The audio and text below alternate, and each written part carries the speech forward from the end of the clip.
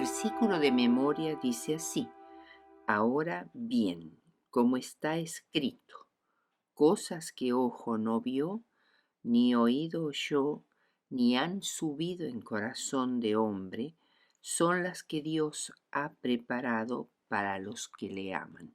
Primera de Corintios 2:9.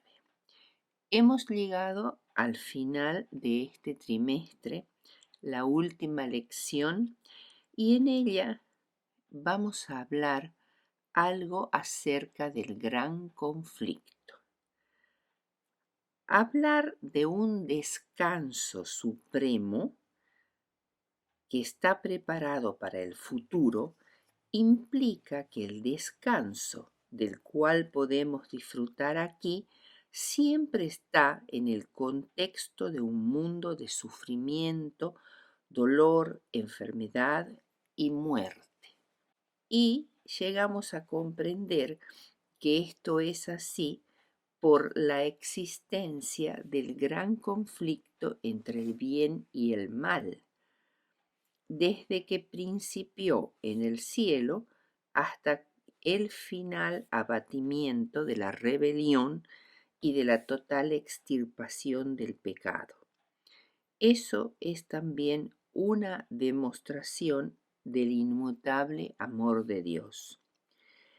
El que una vez fue el querubín cubridor, llegó a oponerse a Dios, apostató y se los excluyó del cielo, a Lucifer y sus seguidores. Él estableció su imperio en la tierra y plantó su estandarte de la rebelión contra la ley de Jehová.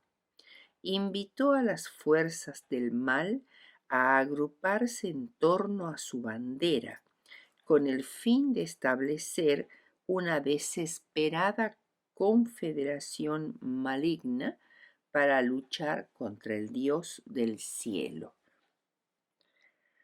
Toda la vasta y compleja maquinaria de las agencias del mal se ha puesto en acción en estos últimos días. Generación tras generación, época tras época, Satanás ha reunido a los instrumentos humanos y los usa para imponer sus planes y estratagemas en la tierra. La putrefacta fuente de maldad ha fluido continuamente a través de la sociedad humana. Al ser incapaz de destronar al Altísimo, Satanás ha atribuido a Dios sus propias características y ha reclamado para sí los atributos divinos. Es un engañador por excelencia y por medio de su agudeza sinuosa, de sus prácticas tramposas, ha orientado hacia él todo el honor y la honra que los seres humanos deben brindarle a Dios y ha interpuesto su trono satánico entre los adoradores humanos y el Divino Padre. Ahora, ¿cuál fue la conducta de Dios ante tal rebelión?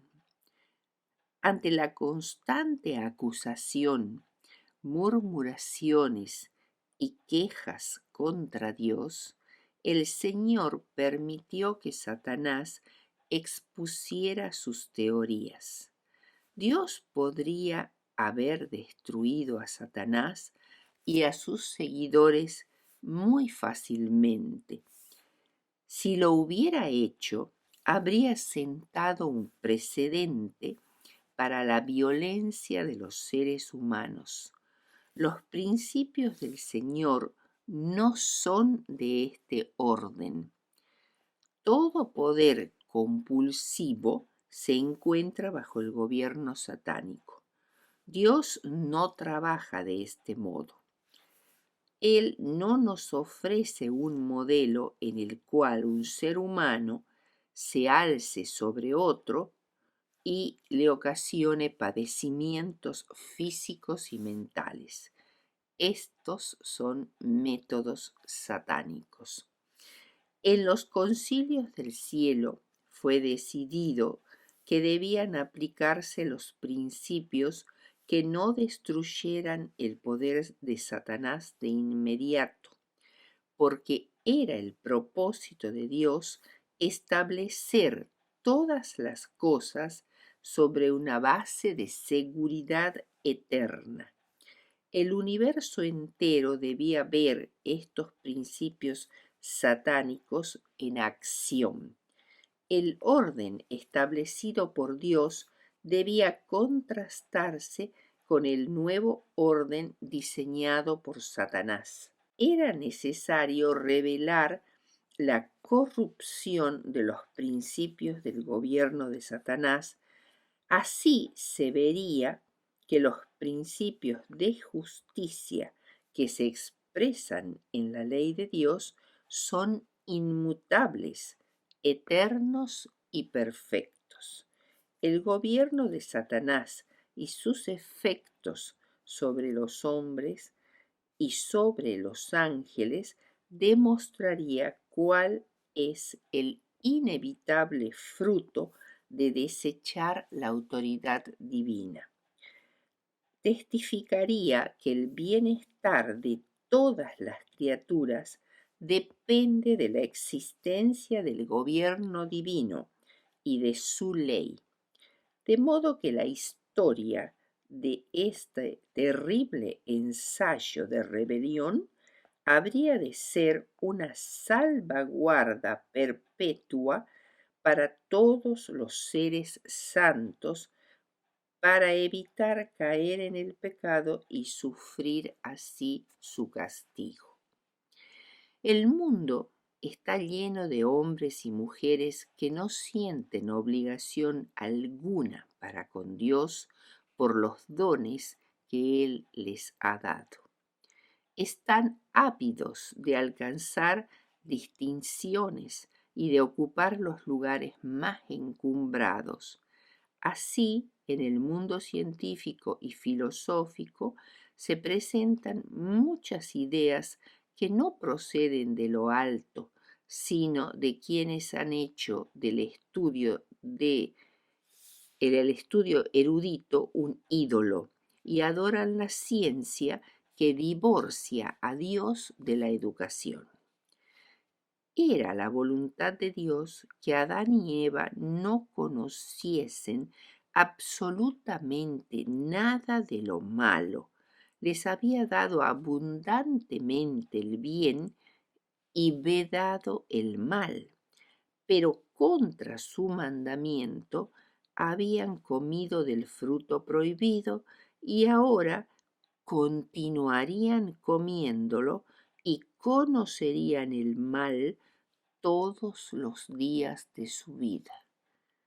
La ansiedad y el trabajo sería su suerte. Estarían sujetos a desengaños, aflicciones, dolor y al fin la muerte. Sin embargo, al decir, y pondré enemistad entre ti y la mujer, entre tu simiente y la simiente suya, Dios se comprometió a implantar en los seres humanos un nuevo principio, el odio por el pecado, el engaño, la vanidad y por todo aquello que lleve el sello de las estratagemas de Satanás.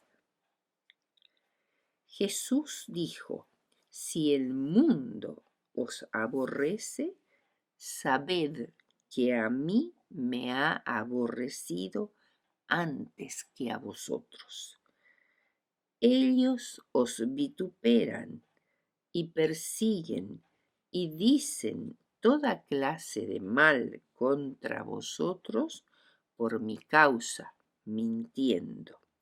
Viene la hora cuando cualquiera que os mate pensará que rinde servicio a Dios.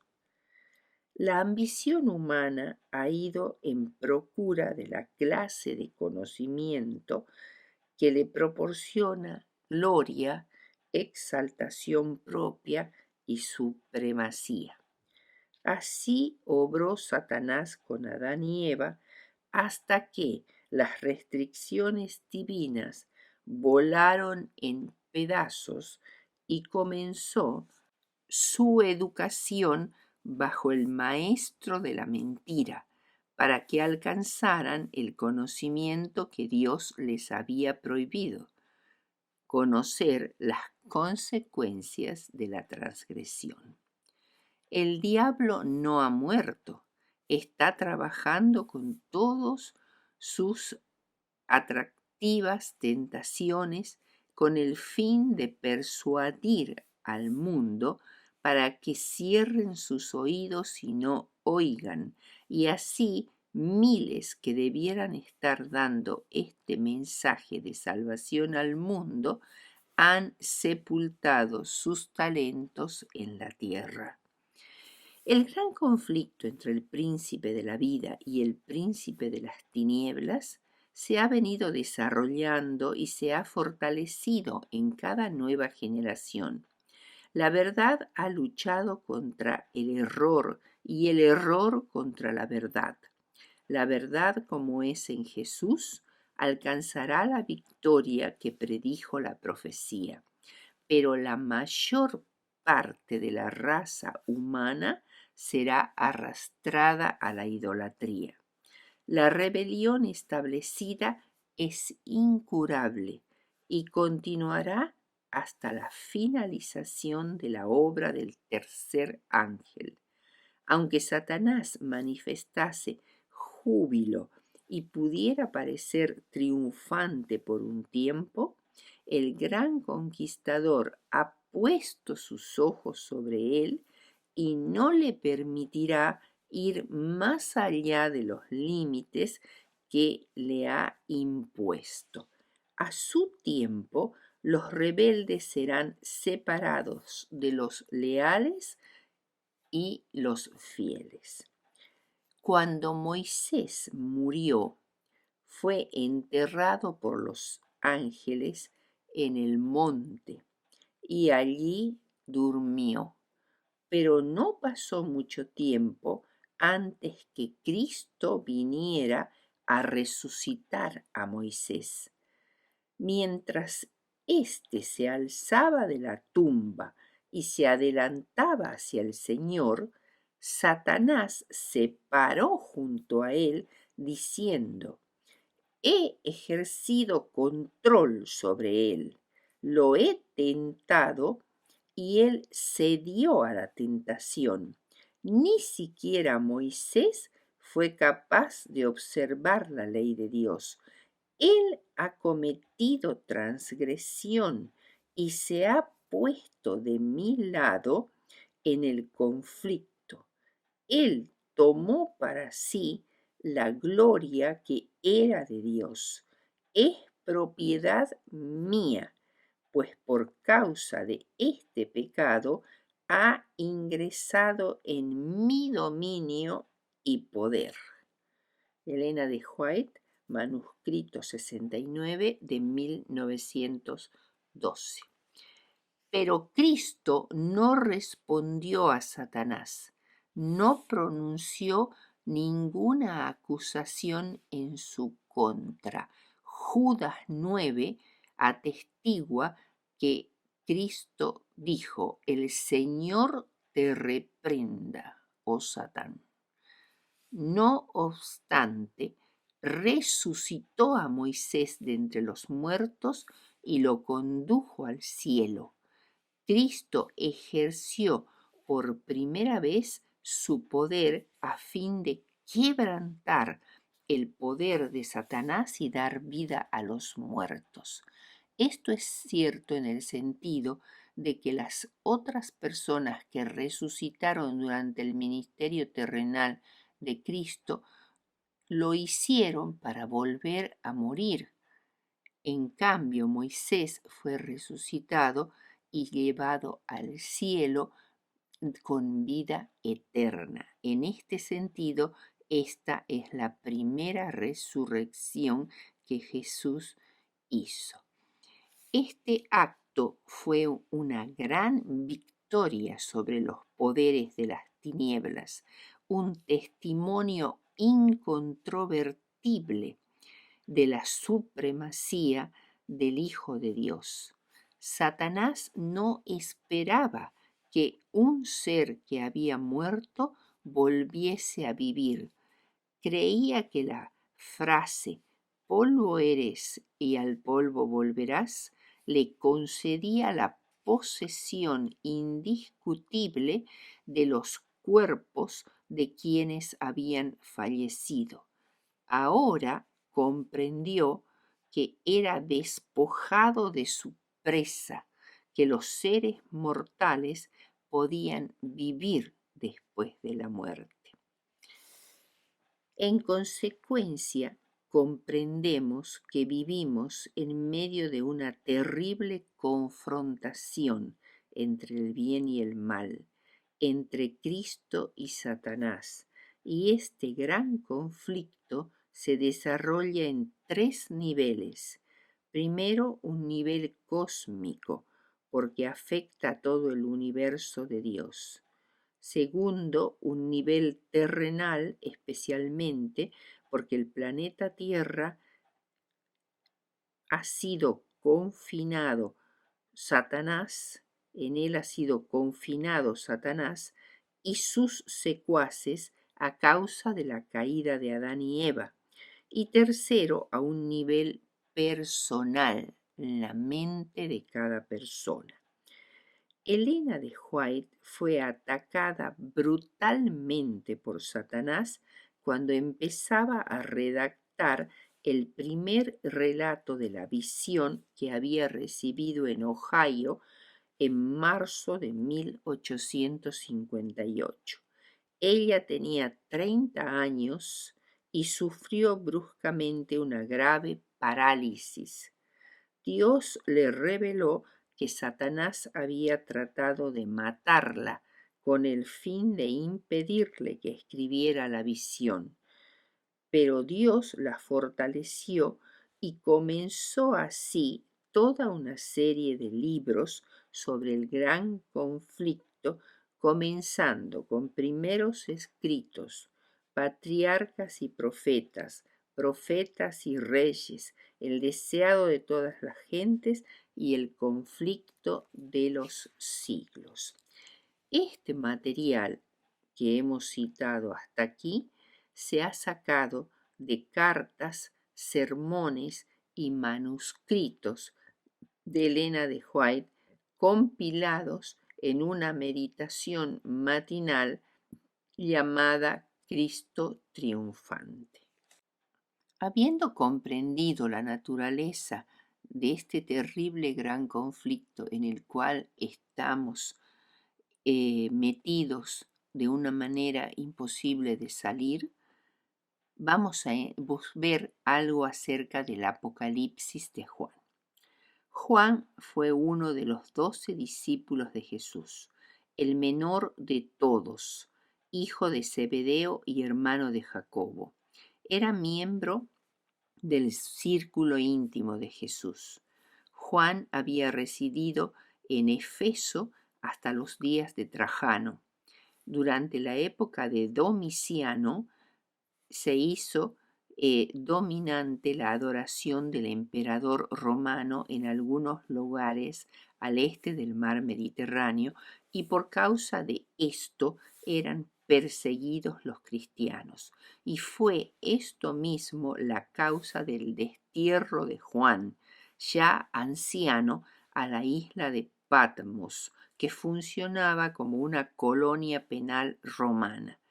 Todos los apóstoles habían muerto, excepto Juan, y la mayoría de los que habían conocido al Señor también habían muerto. La iglesia se veía frente a la más fiera amenaza que jamás había conocido hasta entonces. Patmos era una islita del mar Egeo, a unos 80 kilómetros del suroeste de Éfeso.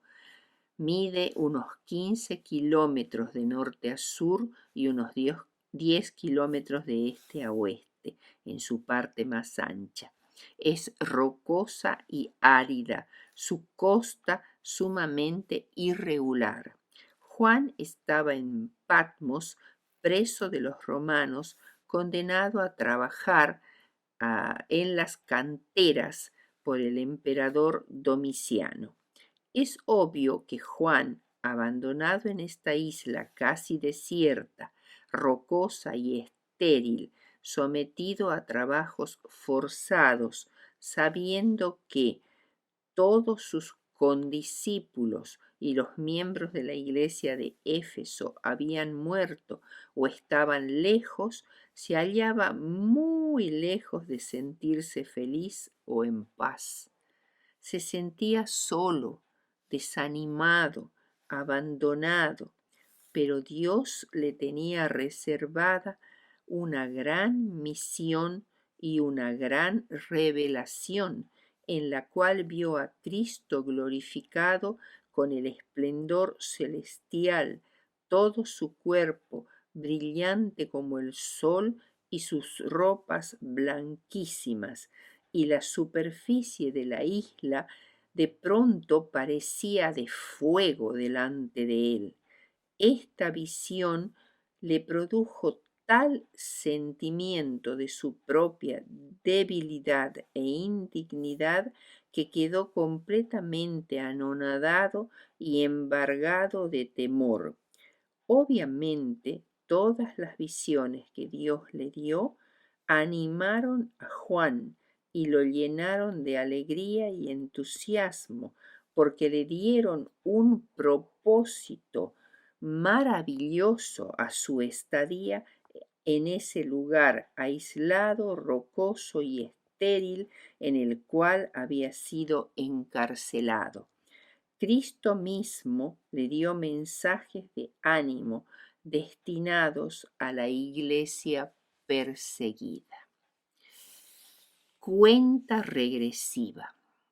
El discurso del Monte de los Olivos, llamado también el discurso escatológico de Jesús, porque habla de los acontecimientos finales, en realidad pintó los acontecimientos futuros para Jerusalén y para sus seguidores en todo el mundo. Jesús mismo mencionó que la fuente literaria de su discurso era el libro de Daniel. Cuando veáis, pues, la abominación de la desolación anunciada por el profeta Daniel, erigida en el lugar santo, el que lea entienda. Mateo 24:15. Esto indica que el bosquejo apocalíptico de Daniel de los 4 imperios sucesivos, Babilonia, Medo-Persia, Grecia y Roma, deben colocarse como el marco histórico detrás de la perspectiva del futuro presentada por Cristo. Esto requiere interpretar que el Imperio Romano, que en el tiempo de Jesús gobernaba a Israel, cumplió la profecía de Daniel. El discurso registrado por Mateo 24 presenta 2 predicciones paralelas. Cada una de ellas concluye con el fin o la segunda venida de Cristo. La primera en los versículos 1 al 14 y la segunda en los versículos 15 al 31. La primera concluye así: y será predicado este evangelio del reino en todo el mundo para testimonio a todas las naciones, y entonces vendrá el fin. Mateo 24:14. Y la segunda termina también así: Entonces aparecerá la señal del Hijo del Hombre en el cielo, y entonces lamentarán todas las tribus de la tierra, y verán al Hijo del Hombre viniendo sobre las nubes del cielo con poder y gran gloria. Mateo 24:30. La pregunta de los discípulos que motivó el discurso del Monte de los Olivos se refería en realidad a dos eventos distintos. La primera parte era: ¿cuándo serán estas cosas? Refiriéndose a la caída de Jerusalén y la destrucción del templo que Jesús había mencionado primeramente. Y la segunda pregunta de los discípulos fue: ¿qué señal habrá de tu venida y del fin del siglo? Mateo 24:3, y se refiere al fin del mundo y la venida de Cristo. La primera pregunta referente al templo y a Jerusalén es respondida mediante un indicador visible de la inmediata destrucción de Jerusalén y el templo. Ese indicador visible es el sacrilegio o la abominación desoladora. Marcos 13:4, de la que habló, decía Jesús, el profeta Daniel, puesta donde no debe estar. El que lee, entienda. Entonces los que están en Judea huyan a los montes. Marcos 13:14 y Mateo 24:15-20. La declaración paralela del Evangelio de Lucas, en Lucas 21:20-24, aclara perfectamente lo que era el sacrilegio, o también llamada abominación desoladora, puesta donde no debe estar. Porque Lucas dice: pero cuando viereis a Jerusalén rodeada de ejércitos, sabed entonces que su destrucción ha llegado, refiriéndose al sitio que los romanos iniciarían contra Jerusalén y el templo. Este segmento del discurso de Jesús es lo que se ha dado en llamar la desolación de Jerusalén, que está separada con toda claridad del segundo advenimiento de Cristo, que responde a la segunda pregunta de los discípulos por un intervalo de tiempo conocido como los días de tribulación para los seguidores de Cristo en todo el mundo. Porque Jesús dijo: después de la abominación desoladora o destrucción de Jerusalén y su templo en el año 70 después de Cristo por los romanos, vienen los días de tribulación, porque aquellos días serán de tribulación, cual nunca ha habido desde el principio de la creación hasta este tiempo, ni la habrá. Marcos 13:19-21. Aquí, en este segmento del discurso, Cristo enfatiza que el sacrilegio, o sea, el sitio de Jerusalén, la destrucción del templo por los romanos, traerá un período de angustia sin igual. Todo esto sucederá antes de la segunda venida y es llamada días de tribulación, que incluye la persecución por los romanos, Marcos 13:19-23, Mateo 24, 16 al 21. Y el período de 1260 años de persecución por el papado medieval o cuerno pequeño de Daniel. Y finalmente un tiempo posterior de angustia sin precedentes en el tiempo del fin. Daniel 11, 40 al 45, Daniel 12, 1, de la cual Miguel libraría a su pueblo. Esto se trata de un periodo de angustia prolongado y universal para el pueblo de Dios. La segunda pregunta de los discípulos: ¿qué señal habrá de tu venida y del fin del mundo?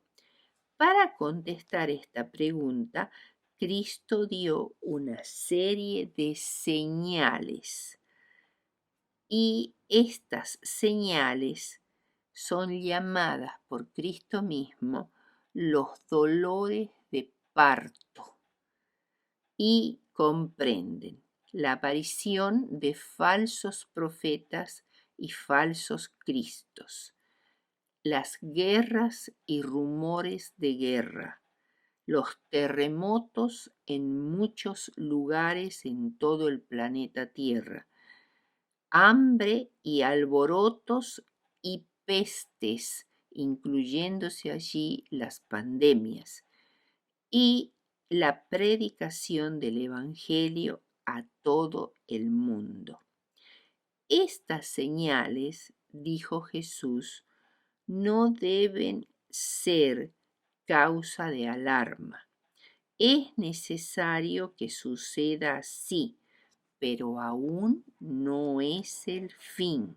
Estos son los principios de dolores o dolores de partos. Mateo 24, 8. Después de estas señales, se mencionan los sufrimientos de los discípulos de Cristo y su testificación mundial del Evangelio, que es una señal decisiva. Se enfatiza el hecho de que el fin no vendría hasta que el Evangelio haya sido llevado a cada nación de la tierra. Y finalmente Jesús habló de las señales cósmicas que acompañarán la venida del Hijo del Hombre a la tierra y que sirven para introducir el juicio inminente del día del Señor. Jesús dijo: el sol no aparecerá, la luna no dará su resplandor, las estrellas del cielo caerán y las potencias de los cielos serán conmovidas.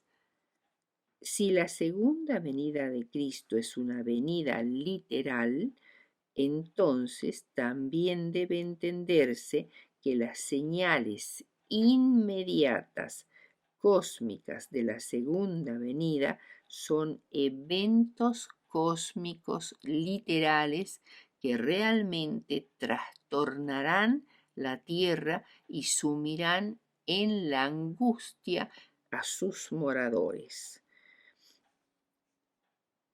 Entonces, todos los linajes de la raza humana verán al Hijo del Hombre viniendo sobre las nubes de los cielos y lamentarán porque mirarán al que traspasaron.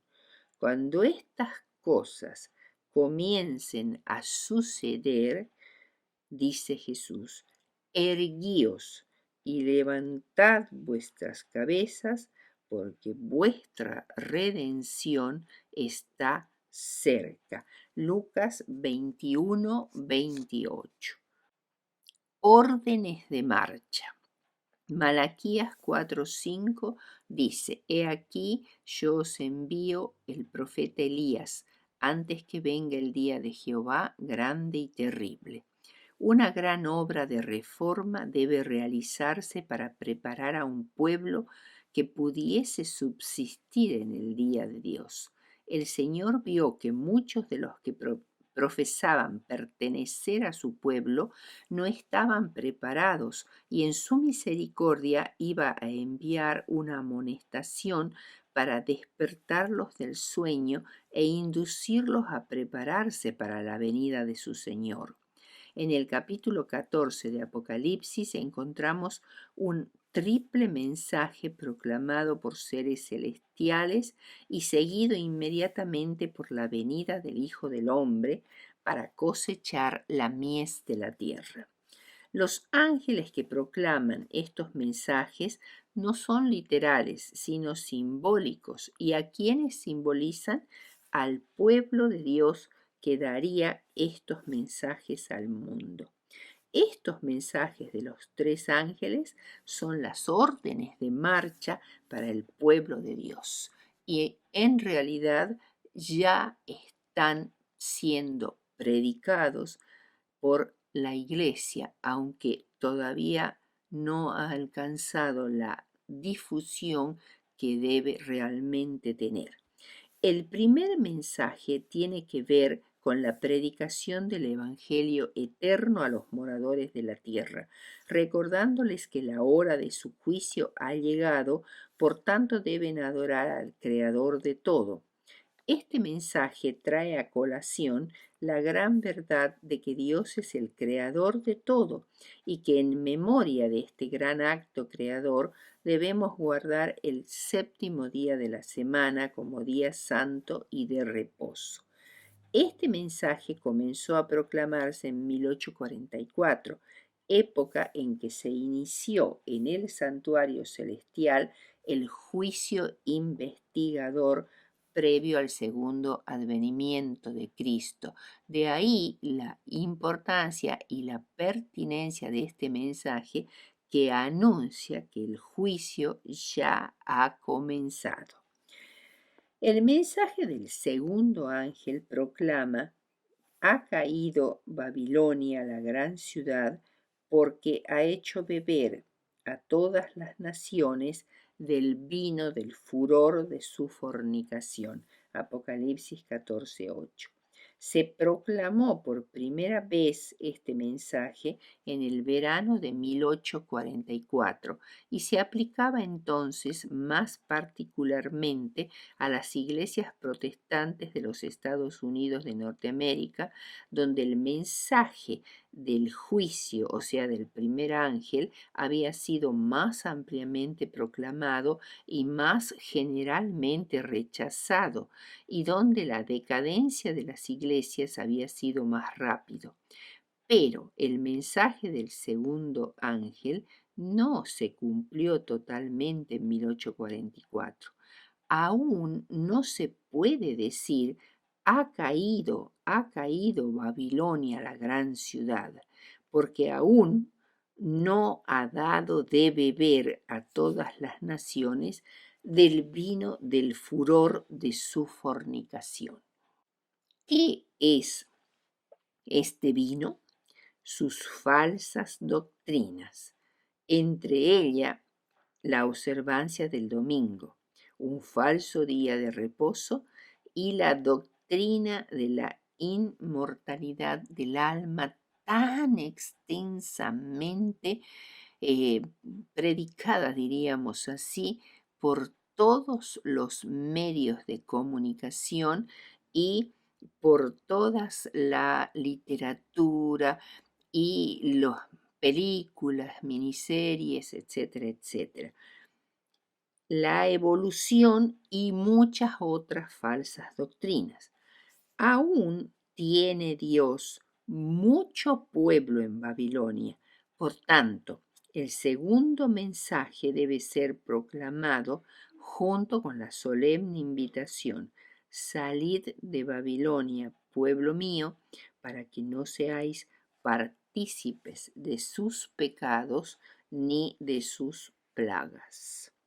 El mensaje del tercer ángel se refiere a una elección que cada persona debe hacer en forma ineludible a adorar al Dios creador y redentor o adorar al anticristo y recibir su marca en su mano o en su frente, con lo cual queda individualizado por Dios para recibir las 7 plagas postreras, o llamado también el vino de la ira de Dios sin mezcla de misericordia. Este último mensaje será dado con gran poder y los pecados de Babilonia serán denunciados. No debemos olvidar como pueblo de Dios que este triple mensaje es el último llamado de Dios al mundo para arrepentirse y ponerse de su lado antes que Él regrese. Y finalmente, regocijaos en el Señor siempre. La epístola de Filipenses, escrita por el apóstol Pablo a los creyentes de Filipos, desde la cárcel en la cual estaba recluido el apóstol, es llamada la epístola del gozo. Tiene solo 4 capítulos. El tema del capítulo 1 es gozo en las pruebas. El del capítulo 2 es gozo en la humildad. El del capítulo 3 es gozo en la entrega y el tema del capítulo 4 es gozo en la gratitud. Pablo aprendió a vivir en el gozo de Cristo porque descubrió cómo descansar en Cristo, porque sabía que Él lo fortalecería en cada situación penosa que viviría y supliría sus necesidades. Esperaba ansiosamente la venida del Salvador Jesucristo. Su declaración, el Señor está cerca, le daba la paz de Dios que sobrepasa todo entendimiento. Filipenses 4, 5 y 7.